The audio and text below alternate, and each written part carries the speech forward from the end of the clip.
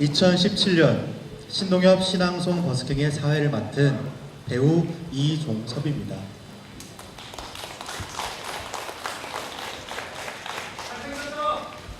고맙습니다.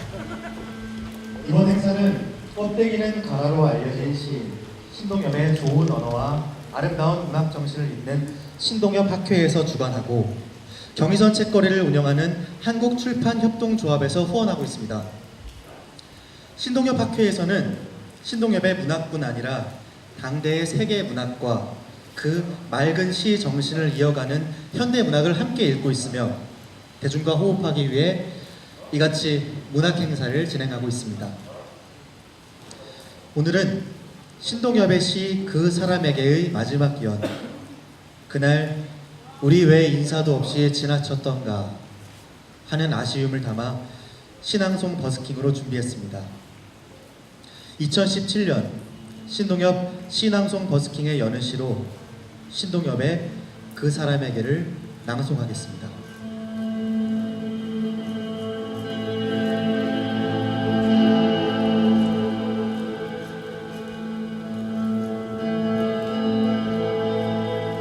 그 사람에게 신동엽. 아름다운 하늘 밑 너도야 왔다 가는구나. 쓸쓸한 세상 세월 너도야 왔다 가는구나. 다시는 못 만날지라도 먼 훗날 무덤 속 누워 추억하자. 호젓한 산골길서 마주친 그날 우리 왜 인사도 없이 지나쳤던가 하고.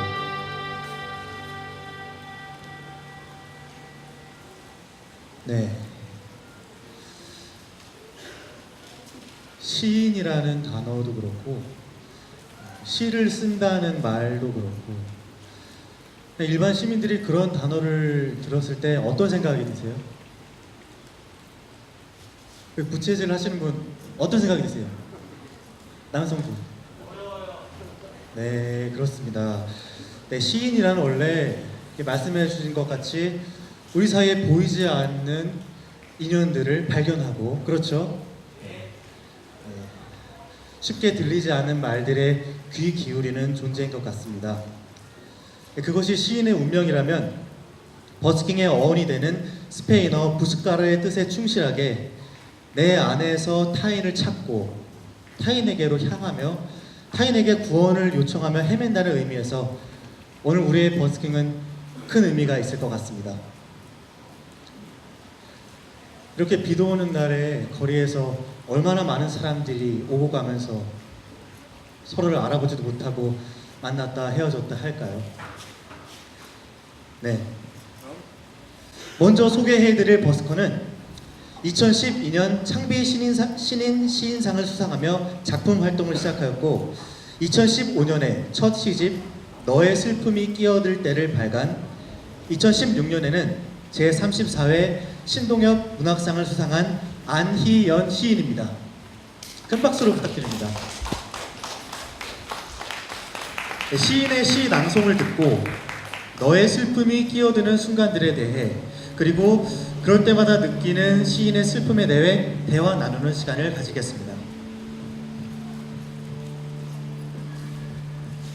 시 한 편은 시인께서 추천해 주셨고 다른 시 한 편은 독자분께서 추천해 주셨습니다.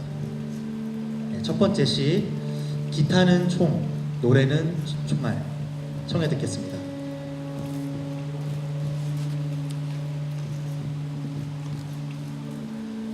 기타는 총, 노래는 총알. 염색공은 골몰한다. 흑백으로 이루어진 세계에 어떤 색을 입힐 것인가. 고심을 거듭하던 그가 얼결에 페인트통을 엎질렀을 때 우리는 태어났다. 우리는 그의 아름다운 실수, 돌이킬 수 없는 얼룩들. 당신이 갓 태어난 아이를 보며 알 수 없는 두려움을 느끼거나 툭하면 허물어지는 성벽을 가진 것은 그 때문.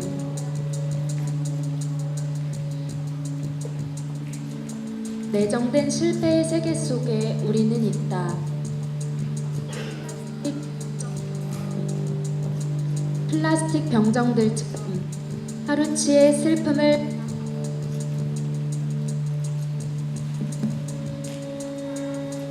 플라스틱 병정들처럼 하루치의 슬픔을 배당받고 걷고 또 걸어 제자리로 돌아온다.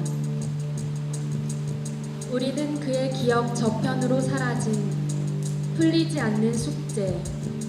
아무도 내일을 믿지 않는다.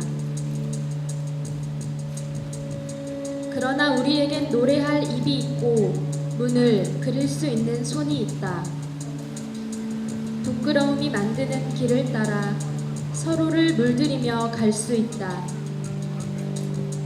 절벽이라고 한다면 갇혀 있다. 언덕이라고 했기에 흐르는 것. 먼 훗날 염색공은 우리를 떠올릴 것이다. 우연히 그의 머릿속 전구가 켜지는 순간 그는 휴지통을 뒤적여 오래된 실패를 꺼낼 것이다.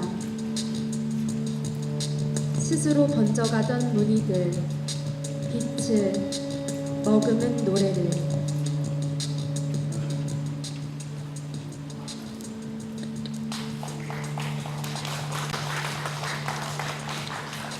네. 비도 오는데 맑은 목소리로 낭송해 주셔서 감사합니다.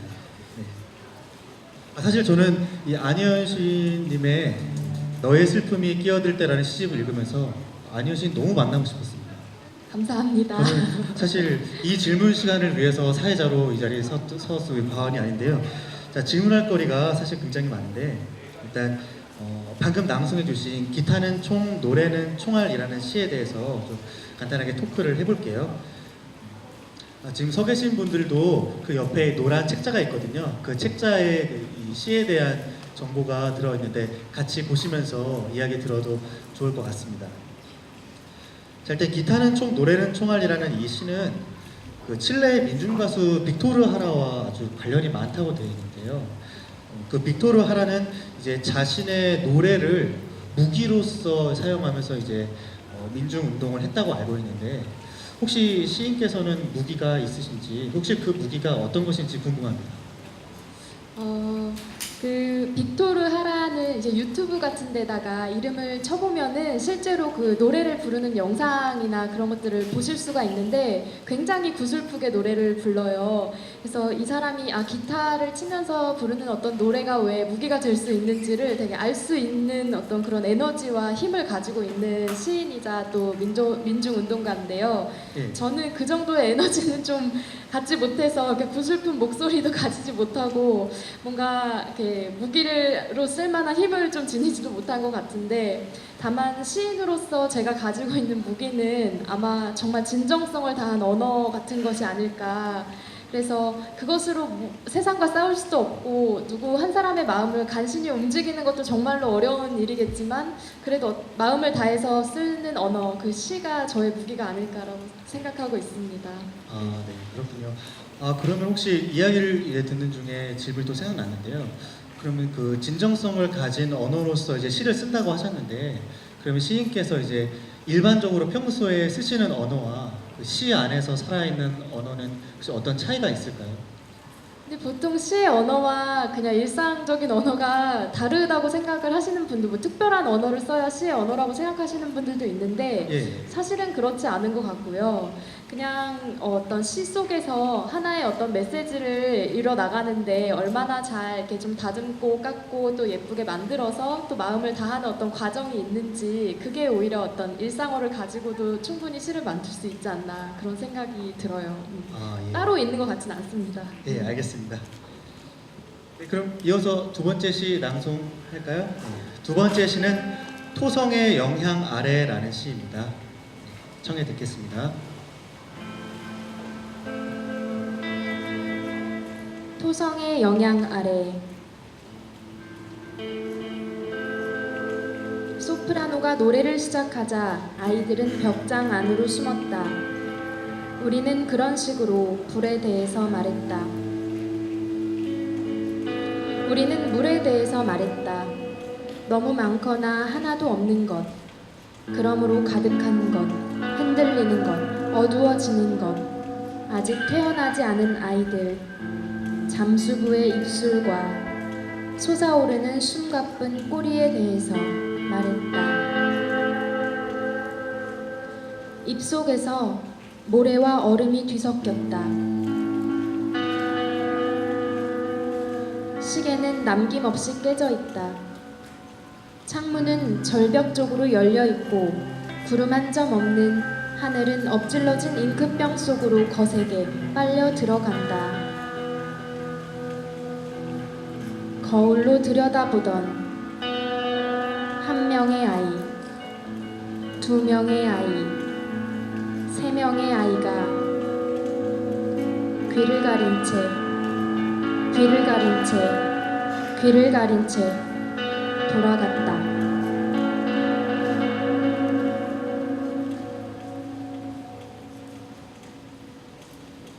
네, 감사합니다. 네, 시인님, 이 토성의 영향 아래라는 시를 보면요, 이게 자연물을 이제 빗대어서 이제 시어들로 많이 사용하셨는데요. 이 토성이라는 단어도 그렇고 물, 불, 그리고 모래, 얼음 이런 자연물을 이제 시어로서 많이 사용하셨는데 혹시 이런 시어들을 사용하신 이유나 아니면 이제 시의 전반적인 해설을 좀 부탁드려도 될까요? 제가 이 시가 첫 시집에 수록된 시인데요. 어디 가서 한 번도 낭송을 해본 적이 없는 시예요. 아, 네. 네, 그리고 어떤 독자나 어떤 누구도 이 시에 대해서 이야기하는 걸 한 번도 들어본 적이 없어요. 예. 그래서 이 시를 꼽아 주셨던 독자분이 계시다고 해서 사실 좀 굉장히 많이 놀랐거든요. 근데 이 시는 사실 뭐라고 설명하기가 굉장히 난처하고 좀 어려운 시에 속하는 그런 시 중 하나인데요. 예.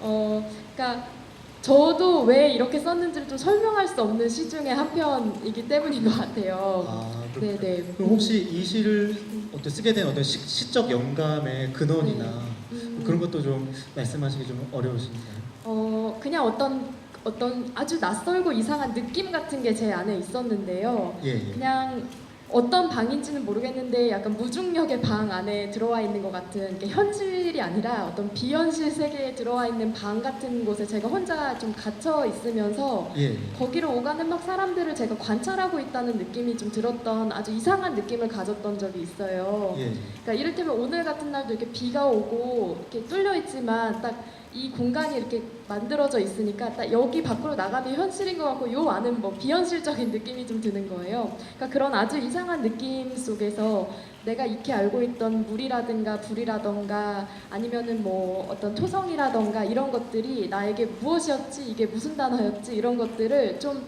한글을 다시 처음 배우는 마음으로 한자 한자 나는 물을 어떻게 생각하지? 불은 어떤 것일까? 막 이런 상징적인 의미들을 좀 혼자 막 이래저래 궁리해보는 중에 저도 뜻모를 이런 시가 좀 나온 것 같아요. 아, 예, 그렇군요. 네. 혹시 이 중에 여기 계신 분들 중에 이 시를 추천하신 분 계시면 네, 그랬다고 합니다. 네. 아, 근데 제가 오늘 안현씨님을 처음 만나뵀는데요. 이 시집 너의 슬픔이 끼어들 때라는 이 시집을 봤을 때는 굉장히 슬프고 아주 무겁고 그런 이제 정서를 불러일으키는 시들이 많았는데 막상 실제로 만나뵈니까 굉장히 밝고 아름다우시고 그런 인상을 주셔가지고 도대체 이 시집 제목처럼 어떤 슬픔이 끼어들었길래 이런 시를 쓰게 됐는지 좀 여쭤봐도 될까요? 제가 진짜 그런 이야기를 많이 들어요. 그러니까 네. 시집만 읽으신 분들은 제 얼굴을 보면 웃을 줄을 아세요? 막 이렇게 여쭤보시는 분들도 있고요. 되게 다정하시네요. 뭐 이런 이야기도 많이 들어요. 그러니까 예. 제가 그렇게 쌀쌀맞고 우울해 보여요? 막 이렇게 되묻기도 하거든요. 근데 이제 시집에 수록된 시도 그렇고 시를 쓸 때는 제 안에 가장 이제 어두운 자아가 이제 많이 나오는 것 같고요.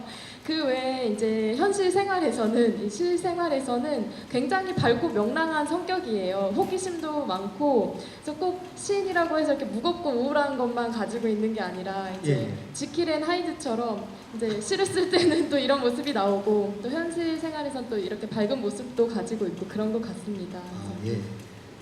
알겠습니다. 혹시 지금 여기 이 자리에 계신 분들 중에 안희연 시인님께나 아니면 방금 낭송한 시에 대해서 궁금한 점 있으신 분 계신가요? 네, 너무 많은 분들이 손을 들어주셔서 그냥 넘어가도록 하겠습니다. 네, 감사합니다. 네, 감사합니다. 두 번째 버스커는 안양대학교 국어국문학과 교수로 재직하고 계신 맹문재 시인입니다.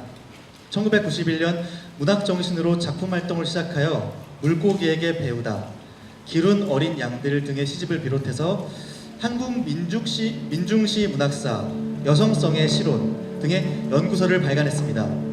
현재 한국작가회의 자유실천위원장, 신동엽 학회 부회장으로 계신 맹문재 시인을 모시겠습니다. 안녕하세요.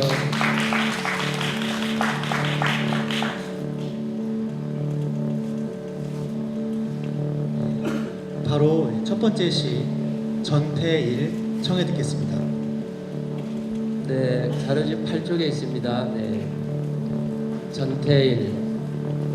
나는 완전에 가까운 그의 결단을 지천명처럼 믿네. 그에게는 하루 14시간의 작업이나 단수 같은 월급이 문제가 아니었네. 위장병이나 화장실조차 막는 금지도 문제가 아니었네. 바늘로 졸음을 찌르고 배고파하는 어린 여공들에게 풀빵을 사준 일이 문제였네. 내게 인정으로 배수진을 치는 법을 처음으로 알려준 사람, 최후까지 알려줄 것이네. 네, 감사합니다.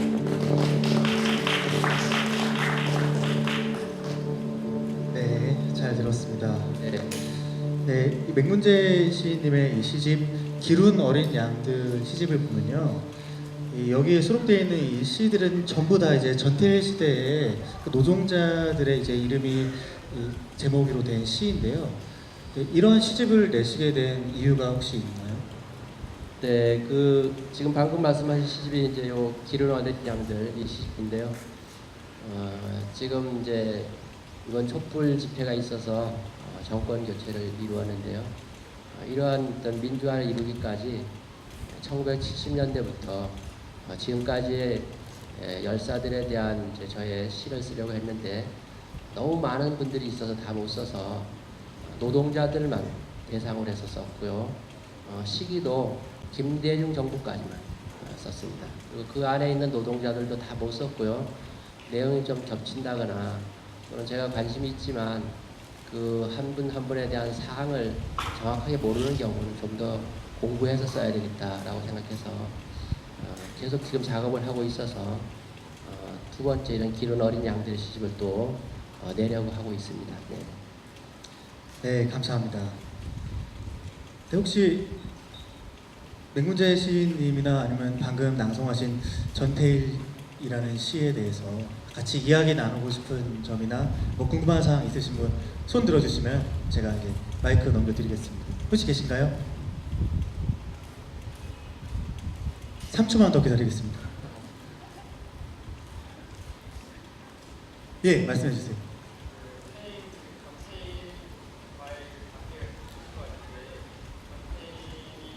시인에게 주는 영감에 대해서 좀 더 설명을 줄 수 있을까요? 전태일 열사가 시인에게 주는 영감. 네. 잘 알다시피 저는 이제 전태일을 선생님이라고 부르는데 보편화되고 객관적인 용어가 열사니까요. 열사라고 칭하겠습니다. 전태일 열사는 잘 알다시피 1970년 11월 13일에 분신을 해서 우리나라 노동자로서는 최초로 그런 큰 일을 한 것이죠. 그게 꼭 미화될 것은 아니지만 본인이 생각하는 어떤 이상세계를, 노동자들의 이상세계를 더 이상 이룰 수 없다라는 그런 판단하에 본인이 이제 분신해서 노동자들의 어떤 열악한 상황을 많은 사람들에게 알려줬고, 또 그러한 노동자들에 대한 세계에 대한 그 실정을 알려줌으로 인해서 정치적인 변화까지 가져오기 위한 우리 한국 현대사에서는 큰 이정표가 되는 인물인 것이죠. 제가 이 전태일에 대한 시를 쓰면서 제가 이런 구절을 썼는데요.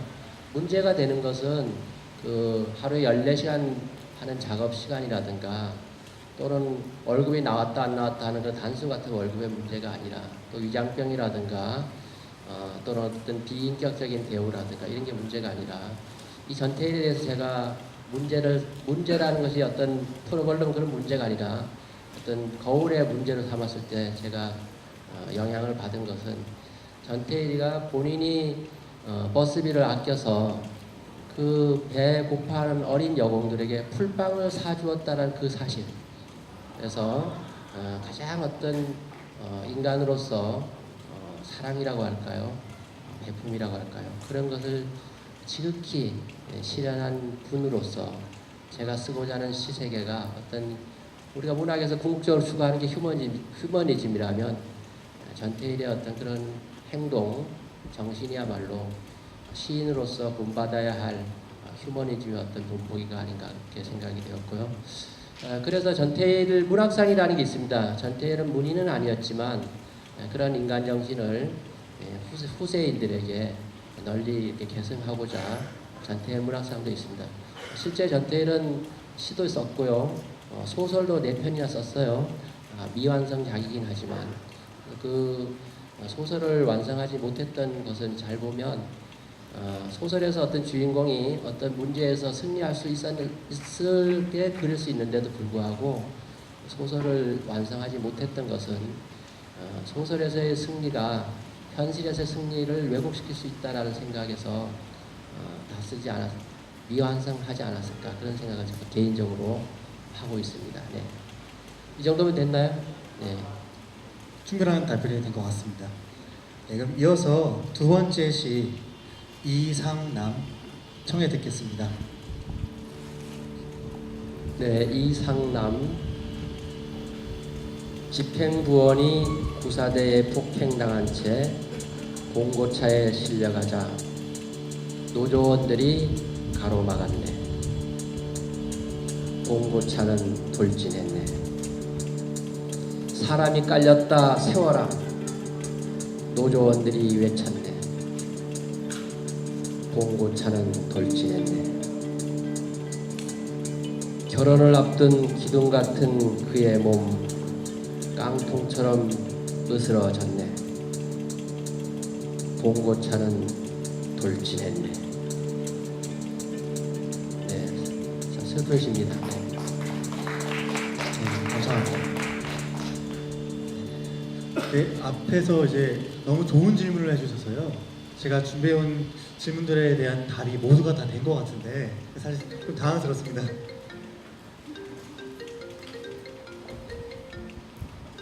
자, 죄송합니다. 제가 지금 사고가 난 것 같은데, 네. 그러면 이 질문을 이제 마지막으로 드리는데요. 이제 맹문재 시인께서 이제 이런 노동자들 열사분들에 대한 이야기를 전부 실어서 시집으로 내셨잖아요. 네. 근데 그들의 이런 끔찍한 일들과 이런 역사적인 사실이 이 시를 통해서 아니면은 이 시를 창작하는 과정에서 어떻게 변하게 되는지 아니면 어떤 시를 통해서 어떤 결과물을 좀 예상하고 기대하셨는지 그런 점에 있어서 좀 궁금증이 생기는데요. 혹시 답변이 제가 시를 썼을 때 어떤 사회 변화라든가 이런 게 있을까? 예. 아니면 뭐 이제 그분들은 이제 돌아가신 분들이지만 유가족 분들이나 아니면 그분들을 기억하고 있는 다른 분들에게 어떤 이제 변화가 일어날까 그런 기대를 하셨는지 좀 궁금합니다.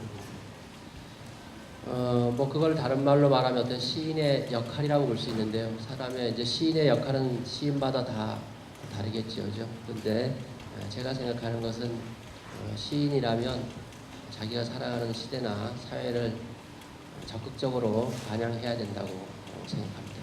우리 이종석 배우님은 정규직입니까? 비정규직? 대답 안 하셔도 됩니다.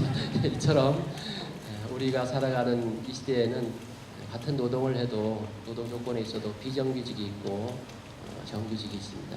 그에 따라서 임금차도 크고요. 어떤 그 근무 조건도 다르고 또 회사에서 대우도 다르고 이렇습니다.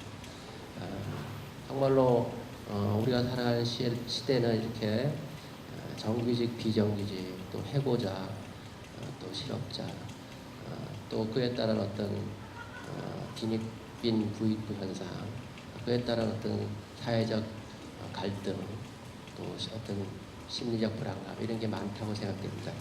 시인이라고 하는 것은 이런 상황에 놓여 있는 우리들에게 어떤 희망을 주고 전망을 주고 또 이런 모순된 제도나 어떤 구조에 대해서 개선할 수 있는 그런 역할을 또 해야 될 것 같고요.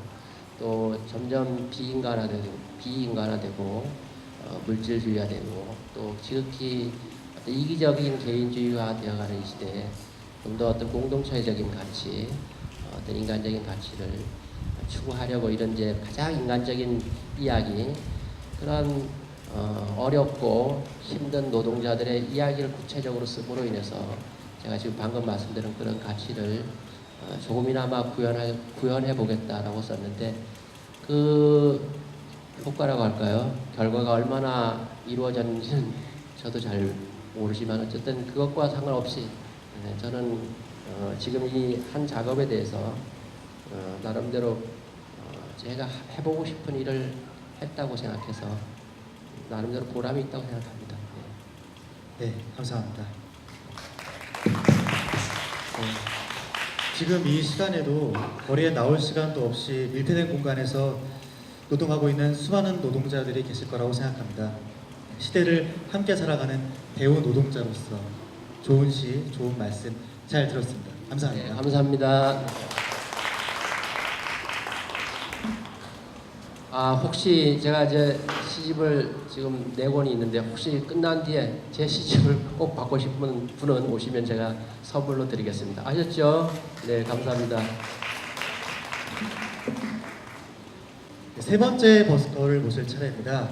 세 번째 버스커는 싱어송라이터 유승재 님입니다. 밴드 데이드림으로 17년차 인디 뮤지션으로 활동하고 있으며 생업으로 생각하는 힘 출판사에서 편집자 일을 맡고 있습니다.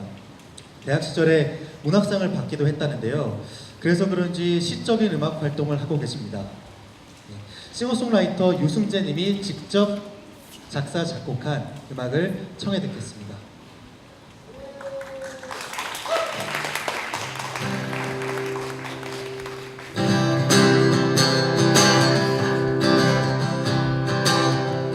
터진 주머니에 가득 연민을 품고 피리 부는 아이들 날씨는 믿어요. 황혼이 내릴 때면 부러진 다리로도 춤을 추는 아이들을 난 믿을 수가 없어. 나를 따라서 절벽 아래 무슨 꽃이 필까.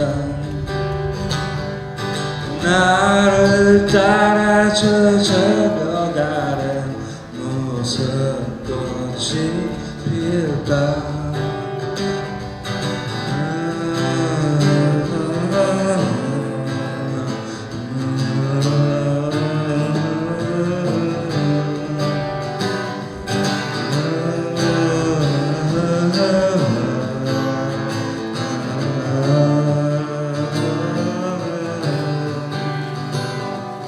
떠날 준비를 해요.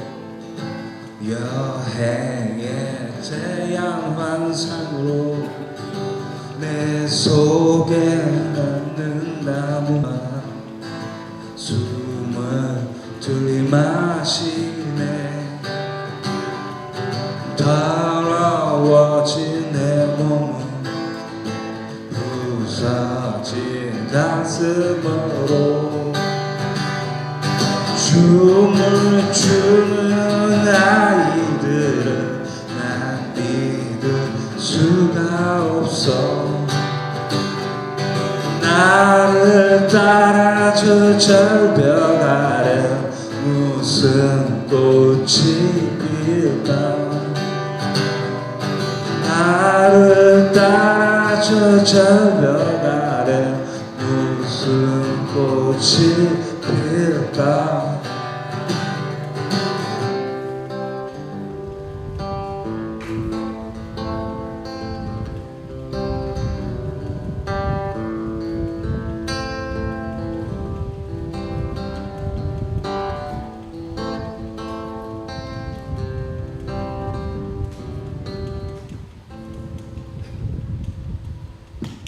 큰 박수 부탁드립니다. 고맙습니다.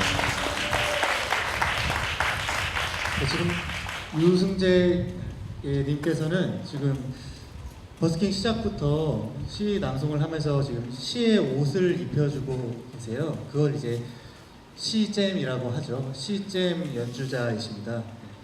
버스킹 끝날 때까지 계속 시잼 부탁드립니다. 네. 지금 유승재님은 17년차 인디 뮤지션이시잖아요. 지금 제 주변에도 인디 뮤지션을 꿈꾸는 사람도 많고 준비하는 사람도 많고 지금 이 홍대 거리에도 인디 뮤지션들이 굉장히 많은데 인디 뮤지션을 이제 꿈꾸는 사람들이나 되고 싶어서 이제 처음 발걸음을 뗀 사람들에게 혹시 하고 싶은 말이 있으시면 해주시면 감사하겠습니다. 없고요.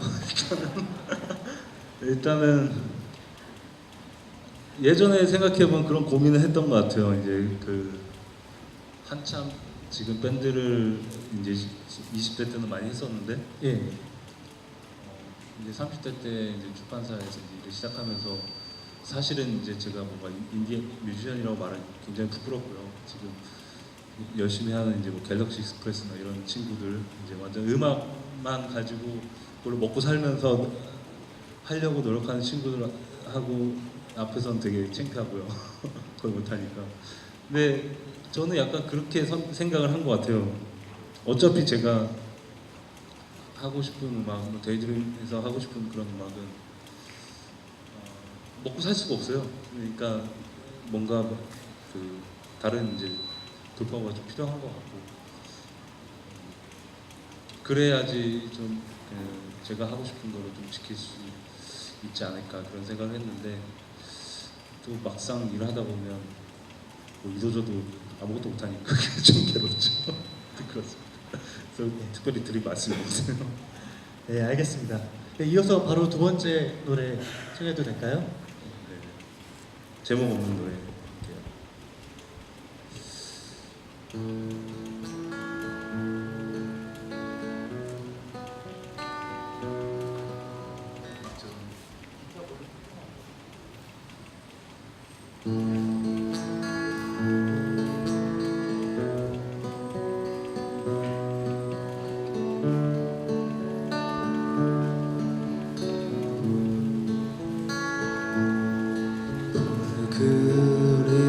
그림자만 잊어 주면 저 축축하고 어두워 난 벽에 그려진 별새가 나는 상상 속에 빠져드네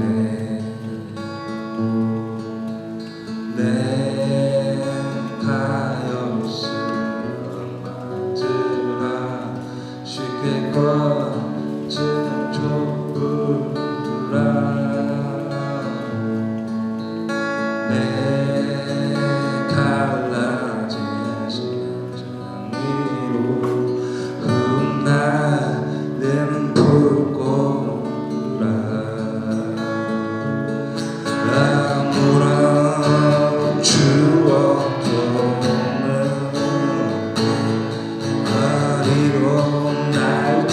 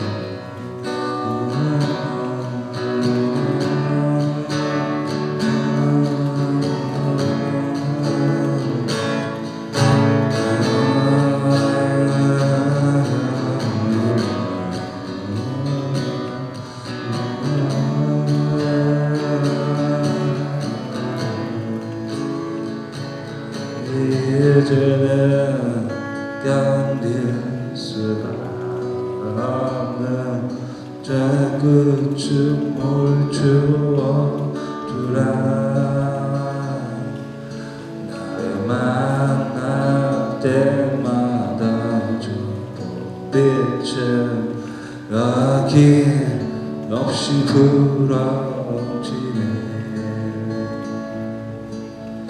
내 영혼을 달라붙는 거품처럼 사라질 테니 내 몸이 썩어가는 거라고 그 기운 난 묻기로네. 아무런 추억도 없는 거리로 날 데려가 주오. 더 이상 고통은 없는 세계로 날 데려가 주오. 더 이상 추억은 없는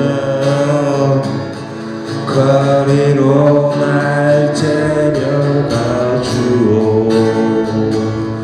아무런 고통은 없는 거리로 날 데려가 주오.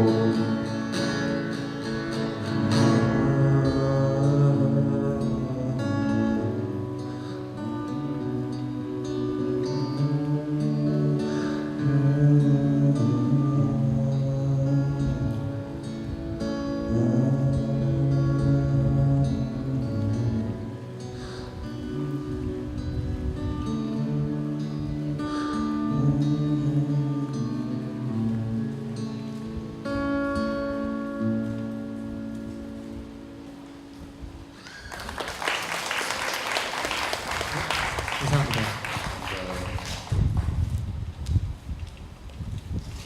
네, 2017년 신동엽 신앙송 버스킹의 마지막 버스커를 소개해드릴 시간이 왔습니다.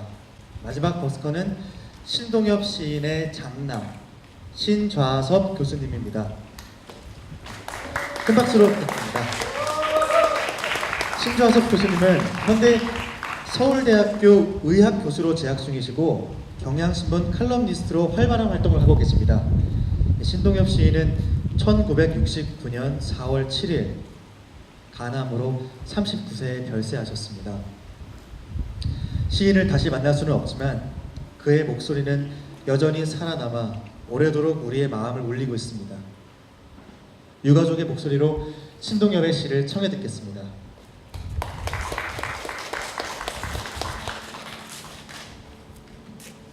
첫 번째 시 산문시 1 청해 듣겠습니다.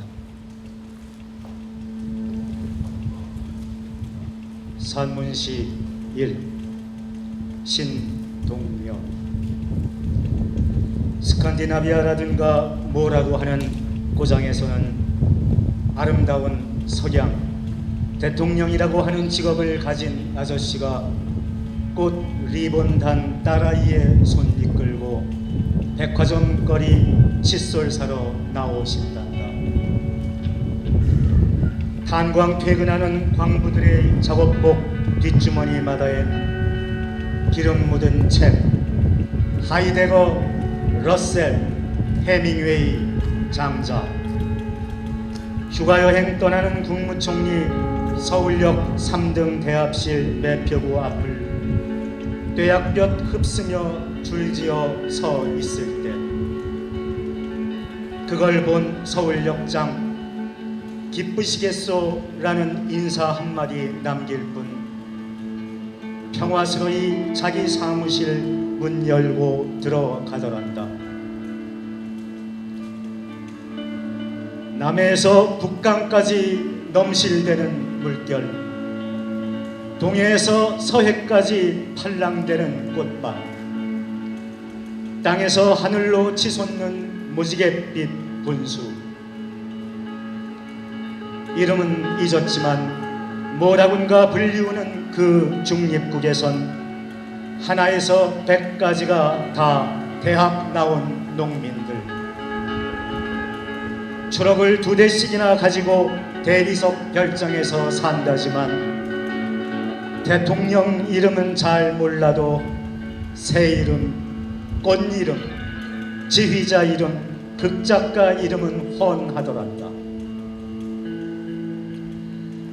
애당초 어느 쪽 패거리로 총 쏘는 야만엔 가당치 않기로 작정한 그 지성. 그래서 어린이들은 사람 죽이는 신용을 아니하고도 아름다운 놀이 꽃동산처럼 풍요로운 나라. 억만금을 준대도 싫었다. 자기네 포도밭은 사람 상처 내는 미사일 기지도 탱크 기지도 들어올 수 없소. 끝끝내 사나이 나라 배짱 지킨 국민들. 반도의 달밤, 무너진 성덕가의 입맞춤이며 푸짐한 타작 소리 춤 사색꾼.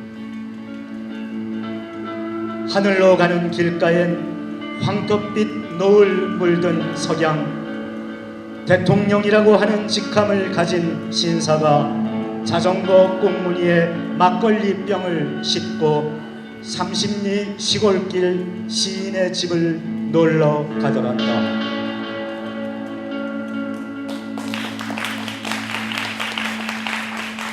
네, 감사합니다. 네, 이 산문시1이라는 시 안에는 그 시 속에서 이제 평화로운 세상을 꿈꾸는 시어들이 굉장히 많이 들어가 있는데요. 가령 예를 들어서 아름다운 놀이, 꽃동산처럼 풍요로운 나라, 아니면 황토빛 물든 석양, 뭐 이런 단어들이 많이 있는데 교수님께서 보시기에는 이런 시의 장면들과 지금 현실 세계, 현실 정치를 빗대어 보면은 어떻게 생각하시나요? 과연 그런 시 안에서 꿈꾸는 평화로운 세계가 왔는지 아니면 오고 있는지 좀 생각을 듣고 싶습니다. 그 지난 겨울에 소위 촛불혁명 이후에 새 정부가 들어서기는 했는데 이 산문시에서 얘기하고 있는 이상과는 아직은 거리가 멀다고 생각을 합니다. 예. 사실 저 사회자분의 그 시나리오를 미리 짐작을 해서 죄송합니다. 여기 좀 적어 갖고 왔습니다. 예, 예. 이 한두 가지 포인트를 좀 말씀을 드리면은 우선 산문시는 위계구조와 권위주의의 완전한 해체를 하나의 이상으로 제시하고 있지요. 이 시 안에서 그 주인공은 국무총리입니다.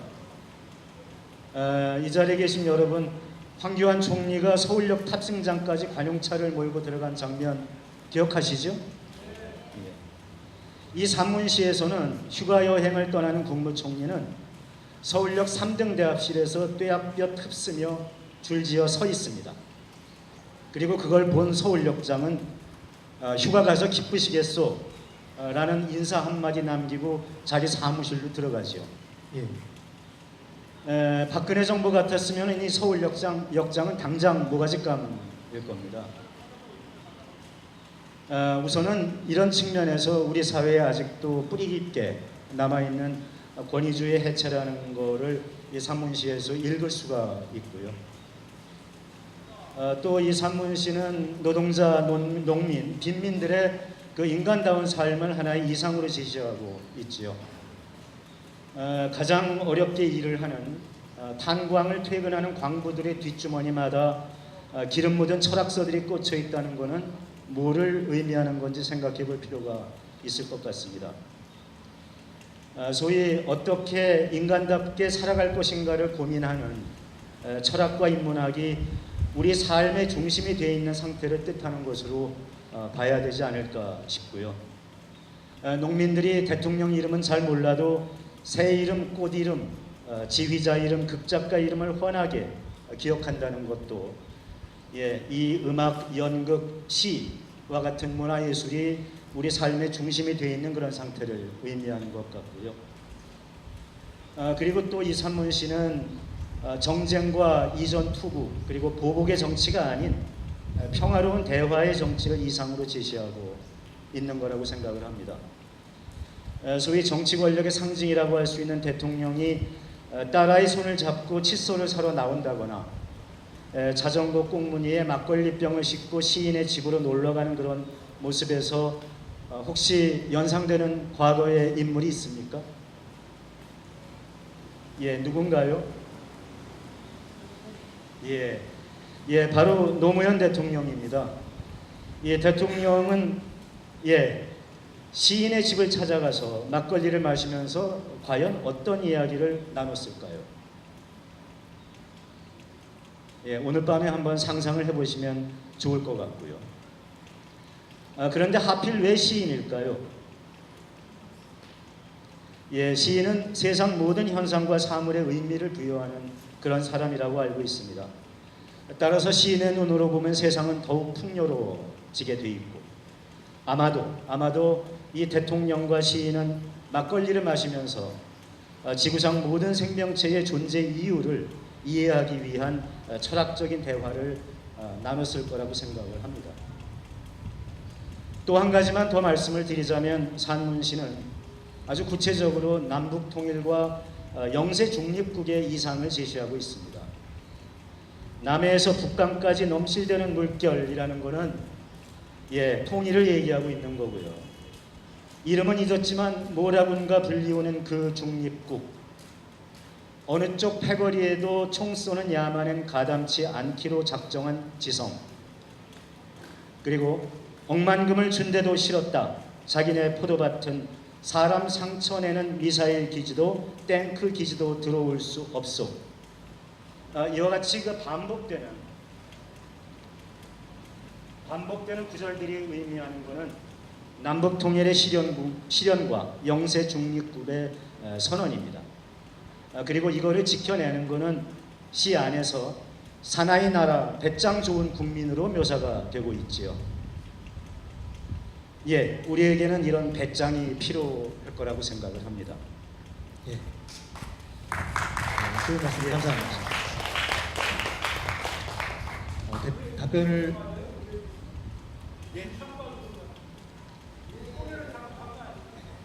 의대 교수인데요. 이제 문창과 교수 같다고 이제 말씀하셨습니다. 지금 답변을 너무 성의 있게 아주 훌륭하게 해주셔서요. 다음 질문 없이 바로 두 번째 시 낭송으로 넘어가겠습니다. 두 번째 시 제목은 아버지의 옛집에서입니다. 아버지의 옛집에서 신좌석. 달빛 스치는 쪽마루에서 기타 선율에 노래 싣는 당신. 어느 빨치산 여인과의 순정이던가 맑은 눈빛 닮으려고 나는 하늘을 보았네. 그 하늘 눈에 담으려고 나도 내내 하늘을 보며 살았네. 가난 배어나는 논뚝길 따라 줄인 발길에 사상을 두레박하던 당신. 식민지 서름 담은 그 발길 닮으려고 오래도록 산천을 떠돌았네. 가보년 그해 빗덩이로 어미 품에 안겨 부여에 숨어 들어온 당신의 아버지. 동학의 후에 적어도 난민이라 짐작하면서부터 할머니 등에 업혀 새야새야 파랑새야를 배우면서부터 당신 삶은 역사를 짚어 오르기 시작했네. 대지와 농사꾼, 어울려 사는 사람들의 둘의 마을. 전쟁통에도 열매는 익어가고 신념은 고난이 되었네. 총칼 빛나던 지리산 자락, 목숨을 보시해준 민물 가재의 독소에 몸이 무너져 내리고 갈수록 정신은 맑아졌다 하였네. 밑으로부터 솟구친 혁명의 아우성이 쇠붙이에 짓눌려 압살당할 때 마음의 독소에 몸은 더 무너지고 갈수록 눈동자는 빛났다 하였네. 당신이 떠나던 봄, 무덤 주위에 풀들이 자랄 때부터 영원에 닿을 때까지 당신 아버지는 마루에 앉아 지금껏 쌀이문만 지켜보고 있네.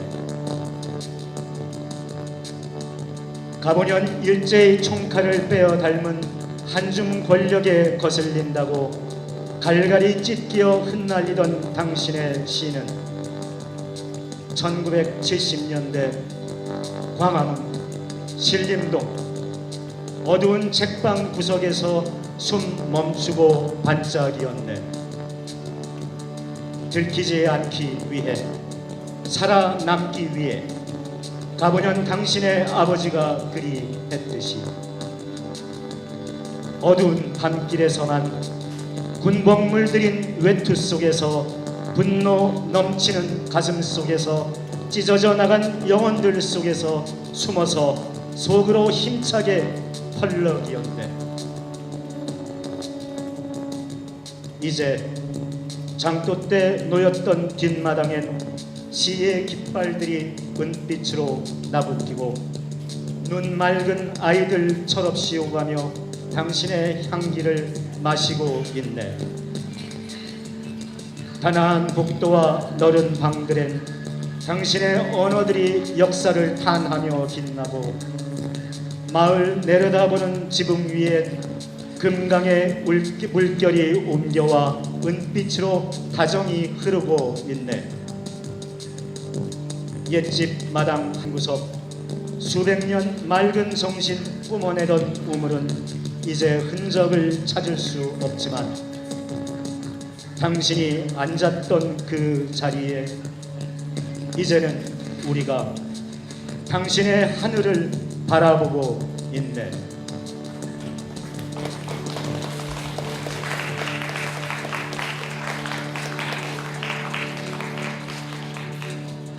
네, 감사합니다. 방금 낭송해주신 아버지의 옛집에서라는 시는 말 그대로 아버지에 대한 모든 기억들을 다 담고 있는 것 같아요. 이제 좀 조심스러운 질문이지만 이제 친자섭 교수님께서는 이제 아버지가 39살 때 아버지 모습까지 기억이 없잖아요. 예. 근데 이제 지금 교수님께서는 이제 50대 중후반의 나이가 되셨는데 혹시 아버님께서 살아계셔서 지금 교수님 나이쯤이었다면 지금 교수님의 모습과 아버님의 모습은 어땠을까요? 같았을까요? 달랐을까요? 굉장히 곤란한 질문을 하시네요. 감히 뭐 제가 아버님의 모습을 따라갈 수 있겠습니까? 그때 한참 그 사정이 깊어지던 시기인데요. 39세. 예. 그 이전에도 아주 깊은 그런 시를 많이 쓰셨지만 더욱 그 철학과 사상 그쪽에 몰두하던 시절이었기 때문에 그때 돌아가시지 않았으면 훨씬 더 깊이 있는 작품들을 남기셨을 거라고 생각을 하고요. 저는 뭐 쓸데없이 나이만 먹었어요.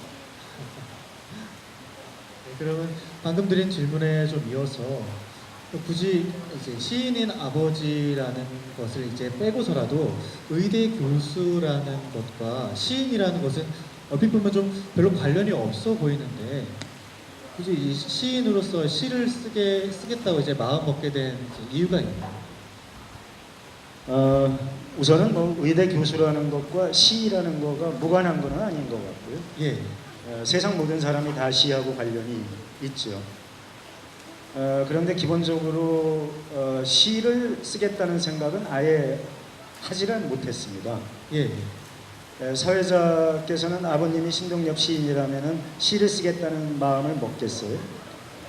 저는 절대 안 할 것 같습니다. 예, 마찬가지입니다. 저도 아예 그런 상상도 하지를 않았는데요. 공연히 아버님 명성에 먹칠이나 하는 거일 거라고 생각을 했습니다. 그래서 50대 중반까지 꼭 참고 있었는데 50대 중반에 이르러서 좀 인생의 큰 변곡점 몇 개를 맞이하게 됐습니다. 예. 그러면서 저도 모르게 전혀 생각하지 못하고 새벽마다 일어나서 글을 끄적거리기 시작을 했어요. 그런데 그게 시라는 생각도 못했고 그런데 나중에 친구들이 읽어보더니 야 그런 걸 시라고 하는 거야. 그래서 이제 이제는 쓰기 시작해도 아버님께 혼나지 않지 않을까 뭐 그런 생각을 하게 됐습니다. 그럴 만큼의 여러 곡절을 겪고 살아온 것 같고요. 답이 됐는지 모르겠습니다. 예, 알겠습니다. 감사합니다. 네, 신자석 교수님께 다시 한번 큰 박수 부탁드립니다. 네, 감사합니다. 감사합니다. 혹시 여기 계신 분들 중에 신동엽 시인이나 아니면 안희연 시인 혹은 맹문재 시인의 시를 본인이 직접 낭송하고 싶으신 분 계시면 손 들어오시면 제가 이제 파란 색깔 옷 입으신 분 나왔어요. 본인의 스마트폰을 이용하셔도 되고요. 아니면 여기 시집이 있으니까 시집 보고 원하시는 시를 낭송해 주셔도 됩니다.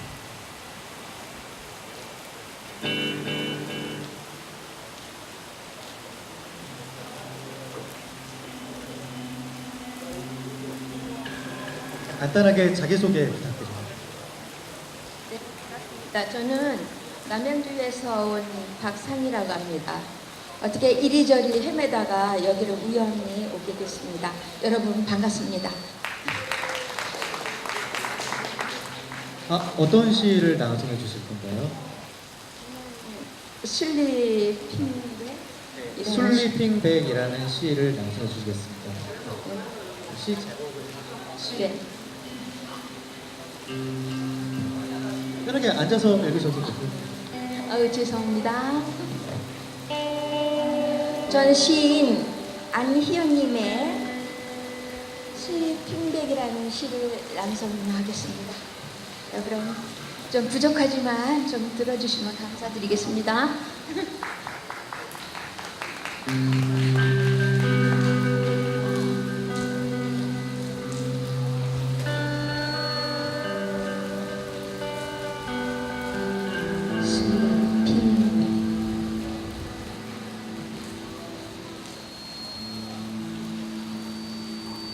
바다 밑바닥은 생각보다 아늑해.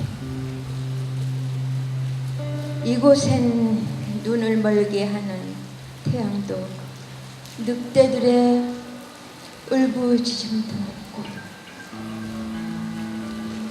발바닥을 간지럽히는 물의 감촉.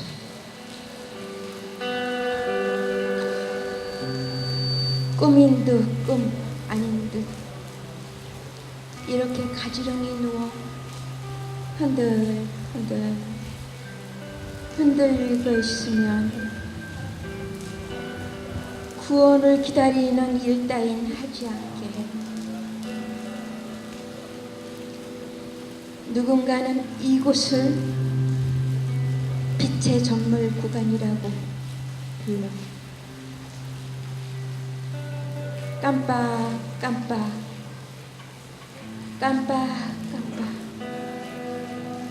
수초 사이로 지나는 물고기 떼가 은빛 동전처럼 반짝거리며 손을 뻗어 잡으려다 말고 나에게 손이 없다는 것을 깨닫는다. 그 푸른 손에 대해서만 생각했어. 밤을 잃어버리고 나서 밤을 노래하는 사람들처럼 손에 실종 무언가를 쥐어볼 수 없다는 것. 발도 얼굴도 흩어져. 내가 아주 작은 목소리로 뛰었을 때 잠시 흰 돌고래의 몸을 빌려 수면 위로 솟구쳐 본다면 멋질 거야.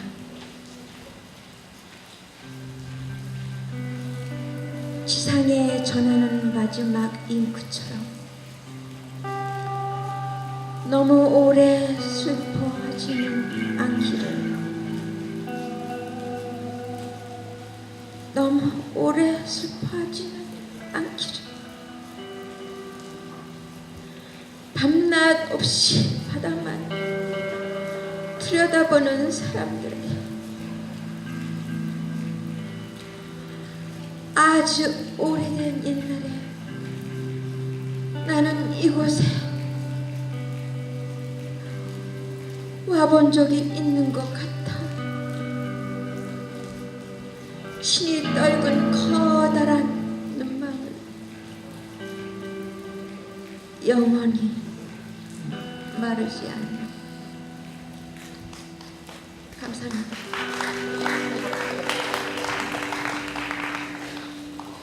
제가 한 말씀 드려도 될까요? 저는요,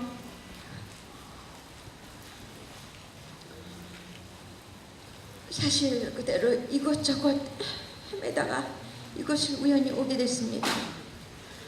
그런데 이 시를 보니까 꼭 지금의 제 마음 같습니다.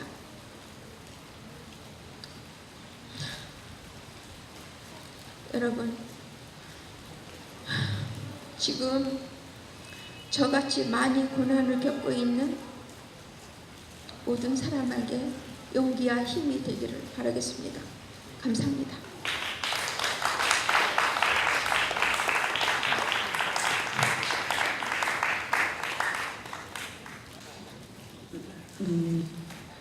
저는 세상에서 이렇게 삶을 추구할 때 아름다움이라는 게 참 의미가 있다 이렇게 생각하는데, 정말 시인들이 세상에서 가장 아름다우신 것 같더라고요. 그리고 이제 이 나이가 되니까 시가 조금 눈에 들어와요. 어렸을 때는 시를 좀 읽고 싶어도 제대로 이게 이해가 안 되고 이래서 못 읽었는데 이제 조금 들어와요. 그런데 이런 그 시낭송 계기가 있다고 그래서 이렇게 왔고요. 은평구에서 왔습니다. 김진래입니다.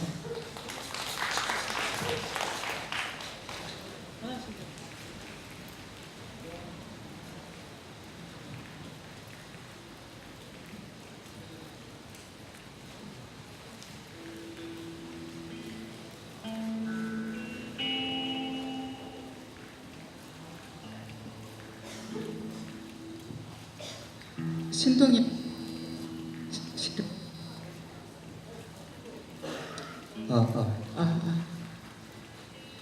누가 하늘을 보았다 하는가. 신동영. 누가 하늘을 보았다 하는가. 누가 구름 한 성이 없이 맑은 하늘을 보았다 하는가.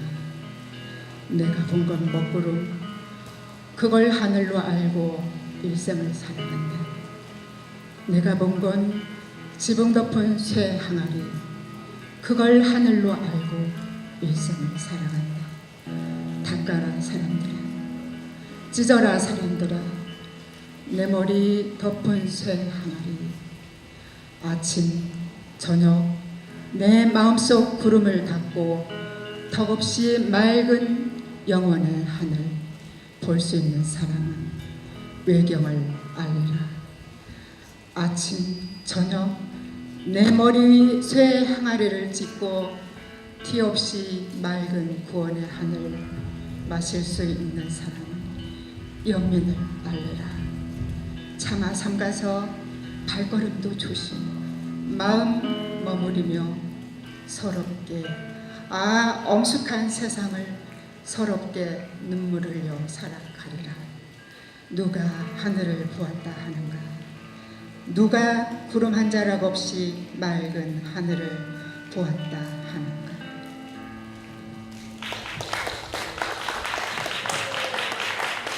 성함이 어떻게 되시죠? 김진래입니다. 김진래님께 다시 한번 큰 박수 부탁드립니다. 네. 마지막으로 한 분만 더 모시겠습니다. 예, 이쪽으로 오시죠.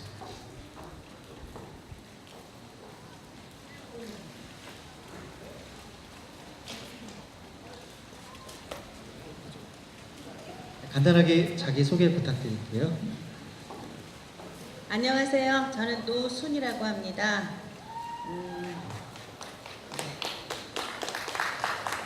제가 1979년도에 고등학교 2학년이었는데요. 그때 제가 강남의 한복판에 있는 고등학교를 다니고 있었습니다. 근데 79년이면은 정치적인 상황이 어떤 상황인지 아시겠죠? 제가 고전 과목을 굉장히 좋아했는데 저희 고전 선생님께서 어느 날 수업에 들어오셔가지고요. 아무 말씀을 안 하시더니 칠판에다 한가득 시를 적으셨어요. 두 편을 적으셨는데 그 두 편이 모두 신동엽 시인의 시였습니다. 하나가 그 껍데기는 갈아였는지, 제가 지금 그 하나는 지금 기억이 잘 가물가물한데요. 그 고등학교 2학년이었던 저는 이 그 사람에게라는 시가 완전히 꽂혀서 그날 바로 이제 집에 가면서 서점에서 시집을 사가지고 밤을 새워서 읽었던 기억이 있습니다. 그 사람에게라는 시를 꼭 낭송하고 싶어서 염치불구하고 올라왔습니다. 그 사람에게 아름다운 하늘 밑 너도야 왔다 가는구나. 쓸쓸한 세상 세월 너도야 왔다 가는구나. 다시는 못 만날지라도 먼 훗날 무덤 속 누워 추억하자. 호젓한 산골길에서 마주친 그날 우린 왜 인사도 없이 지나쳤던가 하고. 감사합니다.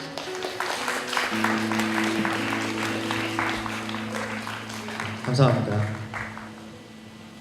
혹시 또 낭송하고 싶으신 분 계신가요? 네, 지금부터 두 분만 더 모시겠습니다. 시간 관계상요. 네, 이쪽에 계신 분이 먼저 말씀하셨다고 그랬어요. 네, 앞으로 모시겠습니다.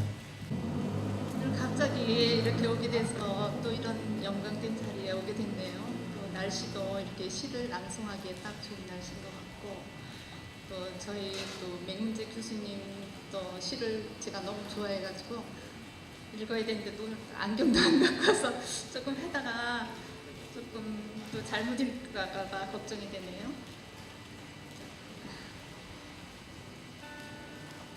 시간을 읽으면 맹문재. 시간을 읽으면 심장에 좋다고 생각한다. 어두운 하늘에 없는 별들이 행간에 보인다. 별들의 밝기는 믿기 어려울 정도로 빛나 수평선을 넘는데 필요한 나침반이 된다. 시간을 읽으면 내가 도착할 역이 떠오른다. 주위에는 향긋한 풀들이 침대처럼 펼쳐져 있고 흘러가는 강물이 보인다. 팔랑거리는 숲의 바람을 흠뻑 들이마셔 심장을 약화시키는 기운을 씻어내면 열차 바퀴를 힘차게 돌린다. 첫사랑을 고백하듯이 시간을 읽으면 손톱에 봉숭아 꽃잎이 물듯 나의 심장은 밝아진다. 감사합니다. 감사합니다. 평소에 맹문재 시인분 아주 좋아하신다고 그러셨고, 그리고 이렇게 비도 오는데 이렇게 사람들 많은 데서 버스킹하고 시 낭송하셨는데 소감이 어떠신가요? 네, 오늘 너무 저희 오늘 여기 처음 와봤거든요. 그래서 새로운 곳을 보게 되고 정말 이 분위기가 상당히 운치 있고 또 비도 내리고 상당히 좋은 것 같아요. 여러 분들도 많이 와서 봤으면 좋겠네요. 네, 감사합니다. 네, 다음 분 모시겠습니다. 네, 올라와 주세요.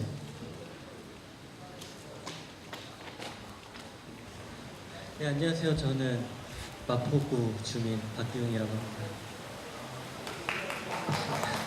사실 신동엽 시인의 시를 잘 읽지는 못했는데 저는 이런 좋은 행사를 통해서 또 유심히 읽어볼 수 있게 됐었던 것 같아요. 그런데 그 중에 이 종로 오가라는 시가 참 마음에 와닿아서 이렇게 읽어봤으면 했는데 이렇게 또 좋은 자리 마련해 주셔서 감사합니다. 예. 종로 오가 신동엽.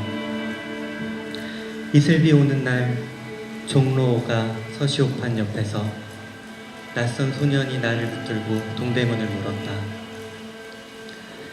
밤 11시 반 통금에 쫓기는 군상 속에서 죄 없이 크고 맑기만 한 그 소년의 눈동자와 내 도시락 보자기가 비에 젖고 있었다. 국민학교를 갓 나왔을까? 새로 사시는 운동화 벗어 품고 그 소년의 등어리선 먼 길 떠나온 고구마가 흙 묻은 얼굴들을 맛보이며 저희끼리 비에 젖고 있었다. 충청북도 보은 속리산 아니면 전라남도 해남 땅 어촌 말씨였을까? 나는 가로수 하나를 걷다 되돌아섰다. 그러나 노동자의 홍수 속에 묻혀 그 소년은 보이지 않았다. 그렇지, 눈녹이 바람이 부는 질척질척한 겨울날 종묘 담을 끼고 돌다가 나는 보았어. 그의 누나였을까? 부은 한쪽 눈의 창녀가 양지 쪽 기대 앉아 속내의 바람으로 때 묻은 긴 편지를 읽고 있었지. 그리고 언젠가 보았어. 세종로 고층 건물 공사장 자갈지게 등짐하던 노동자 하나이 허리를 다쳐 쓰러져 있었지. 그 소년의 아버지였을까?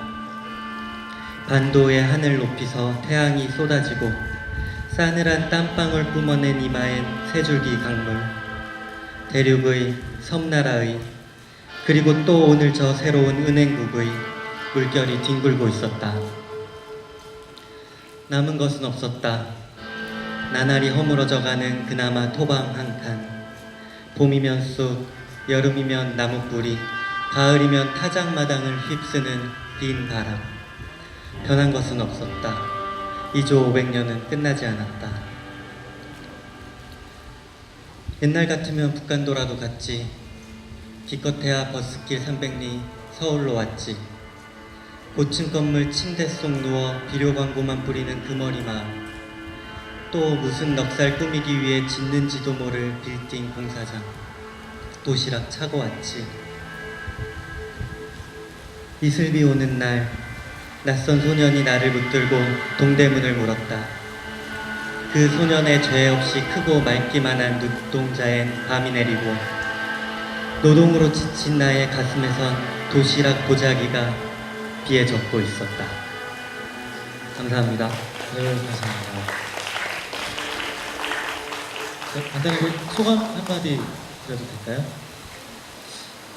이슬비 오는 날이라고 읽을 때 비가 쏟아지기 시작했는데요. 그걸 하면서 집에 가는 길에 누군가가 동대문을 물어본다면 알려줄 수 있도록 지도에서 미리 방향을 확인해야겠다고 생각했습니다. 네, 알겠습니다. 감사합니다.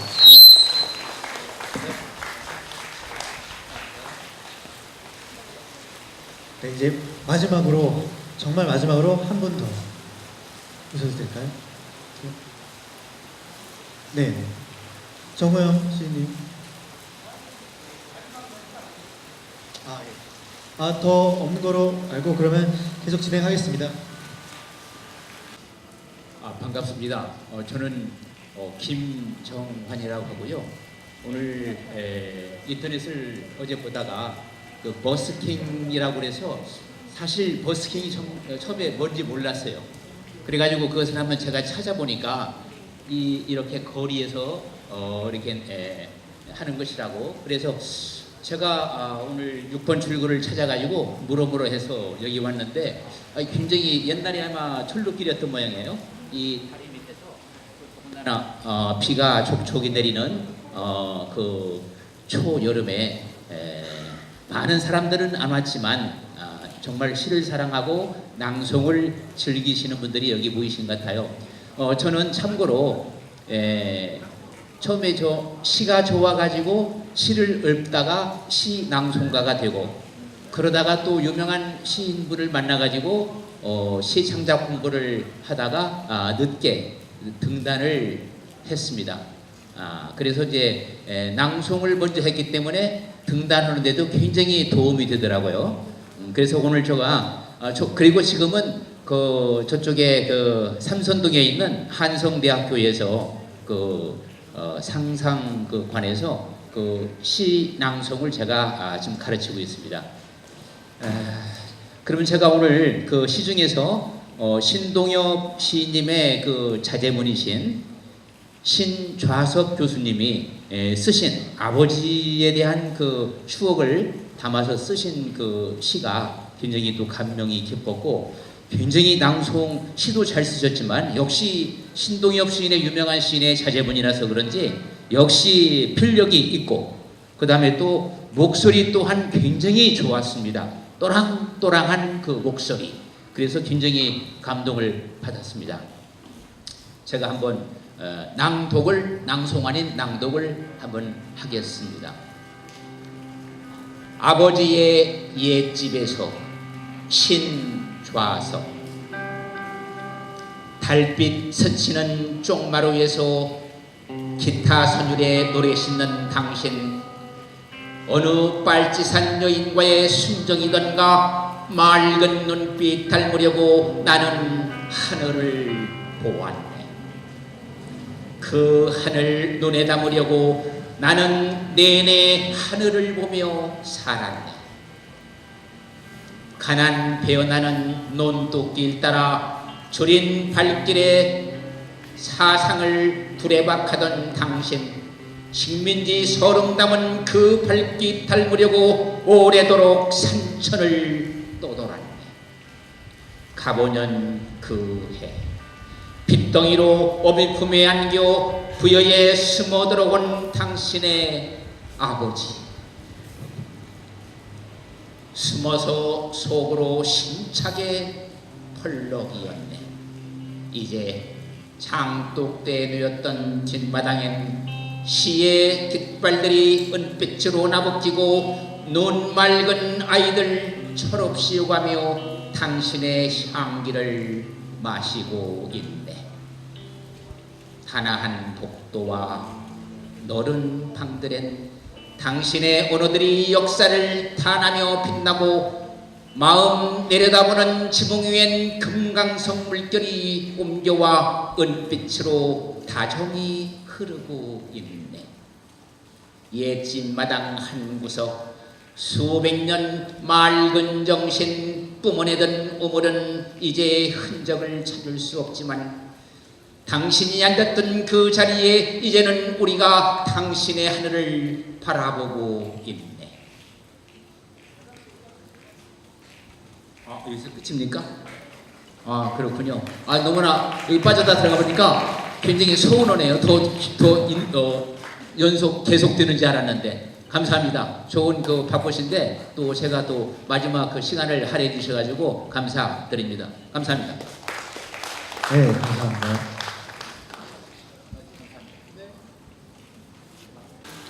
네, 이것을 끝으로 오늘의 자리를 마련해 주신 신동엽 학회 대표이신 정우영 시인을 모시겠습니다.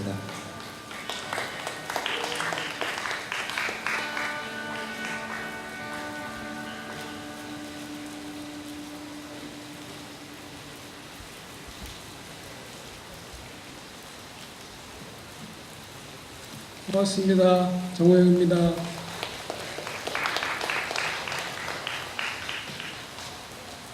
재미있으셨어요? 재미없었는 것 같은데 목소리 톤이 재밌었죠?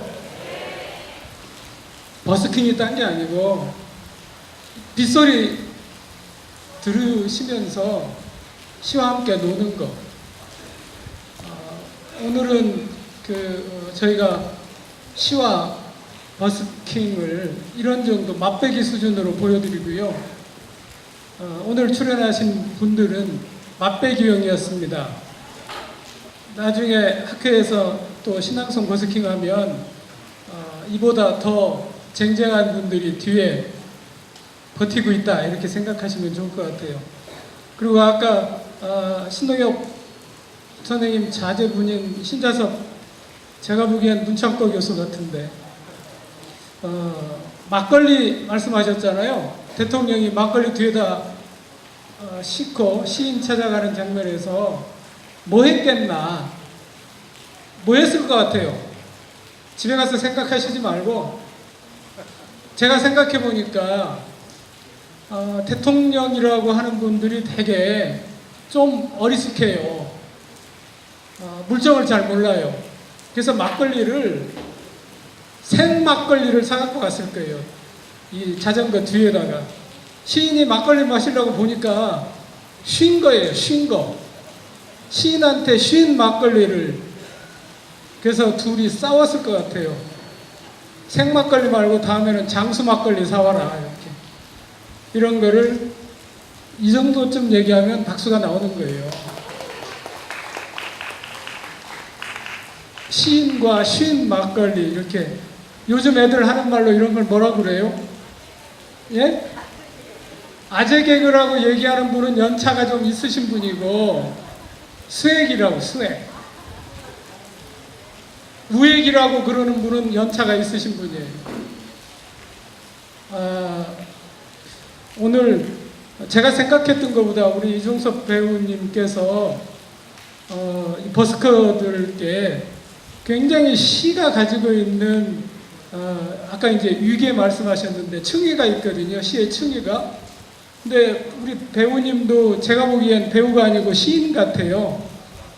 시가 가지고 있는 층위 중에 정말 맨 윗줄에 있는 질문들을 시인들께 한 거예요. 그러니까 시인들이 길거리에 나와서 약간 놀으려고 그랬는데 너무 진지하게 무기가 뭐라고 생각하냐 이러니까 당황스럽잖아요. 자기는 뭐 제기차고 노는 거 아닌가 뭐 이런 정도로 생각하고 있었는데 무기를 물어보고 막 이러니까. 그래서 제가 마지막에 비도 오고 해서 잠깐 쉰 소리를 했습니다. 괜찮으셨죠? 신동엽 학회 잠깐 소개해 드리려고 합니다. 여기 앞에 보면 명함통이 있거든요. 명함통. 여기에 본래 버스킹 하게 되면 박스에 뭘 넣습니까? 버스킹 혹시 해보신 분? 지나가신 분? 돈을 넣게 되어 있거든요. 근데 신동엽 학회는 사정이 뭐 그리 나쁘다고 할 수는 없고 그래서 다음에 우리 함께 하자고 명함통을 돌릴 거예요. 연락처나 명함통을 넣어주시면 저희가 다음에 신동엽 학회 행사할 때 알려드리도록 하겠습니다. 그리고 오늘 저희가 생각했던 것보다 현장에서 신앙송을 하시겠다는 분이 많으셨어요. 그래서 좀 아쉬워하는 분도 계실 것 같은데 아까 어르신 한 분이 신앙송 하시겠다고 준비하고 오셨어요? 그 버스킹의 생명은 즉흥성입니다. 현장에서 여러분께서 박수 쳐주시면 진행하고 아니면 그냥 갑니다. 고맙습니다. 앞으로 모시겠습니다. 고맙습니다. 혹시 더 하고 싶은 분은 안 계시죠? 저희가 막 끝내시니까 비도 그쳤습니다. 오늘 이 자리에 처음부터 지금까지 사실은 그 배우인데요. 이런 그 사회 맞는 게 익숙하지 않았을 거예요. 그런데 저희가 저희의 연으로 이렇게 긴 시간 동안 사회를 보게 했습니다. 배우 이종섭 씨에게 다시 박수 부탁드립니다. 감사합니다. 그리고 뒤에 보면 공연 기획해서 맨 앞에 늦게 오신 분들은 보지 못했을 텐데요. 여기 의자에 마치 노숙자처럼 앉았다가 저 앞에 가서 세상을 향해서 오늘 신동엽 학회 신앙송 버스킹 한다 라고 외쳐주었던 공연기획자 초원 씨입니다. 저 뒤에 박수 부탁드립니다. 그리고 계속해서 연주 했던 유승재 선생님 다시 한번 박수 부탁드리고요. 그리고 요 앞에 보면은 카메라맨이 있습니다. 동영상 계속 찍고 있었는데요. 이름을 내가 잊어버렸네. 무슨 기타맨이죠? 처절한 기타맨. 이게 이름 잊어버리기 쉽지 않은데 저도 좀 있으면은 이제 뭐 예술을 바라봐서 그런지 까먹겠습니다. 처절한 기타맨이 동영상을 맡아줬습니다. 저희들이 잠깐 저녁거리를 이렇게 어느 집에다 마련하고 있으니까 혹시 시간 여유가 있으시면 같이 해도 좋겠습니다. 이종섭 배우에게 마지막 멘트 부탁드립니다.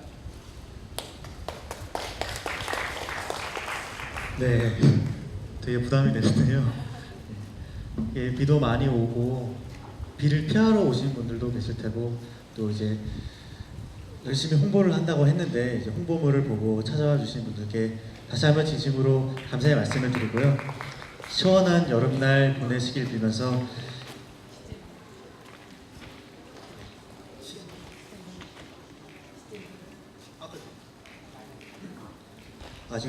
아까 말씀드린 그 시점에 대해서 다시 한번 설명을 해달라고 하셔가지고요. 이제 그 기타 유승재님께서는 직접 설명을 해주시는 게 더 좋을 것 같은데 직접 한번 설명을 해주시겠어요?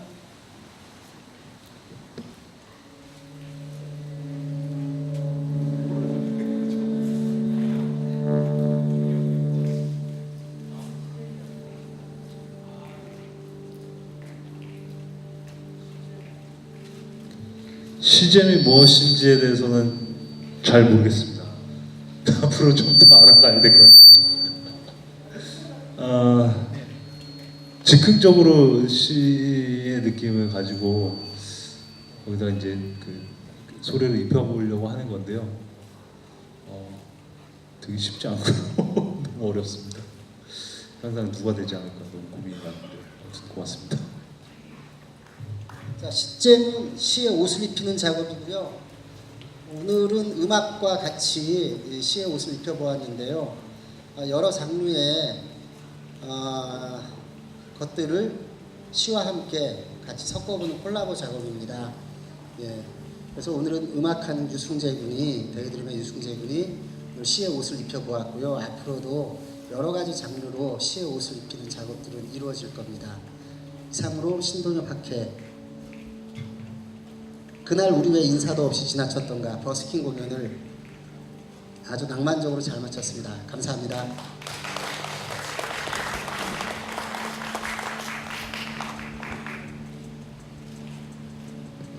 기념 촬영 하고 싶은 분들 여기 레일 위로 올라와 주시면요 같이 기념 촬영 하도록 하겠습니다.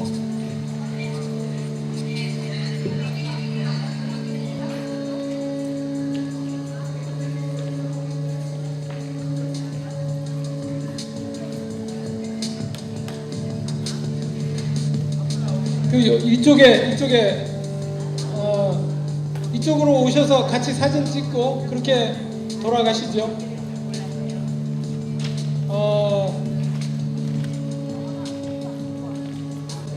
아까 낭송하신 분들도 같이 오시고요.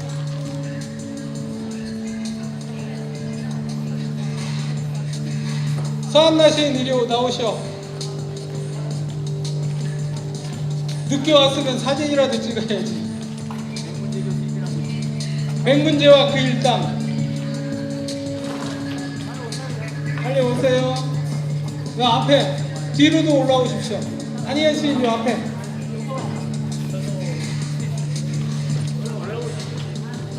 여기 앉으면 이렇게 찍으면 훨씬 나을 거예요.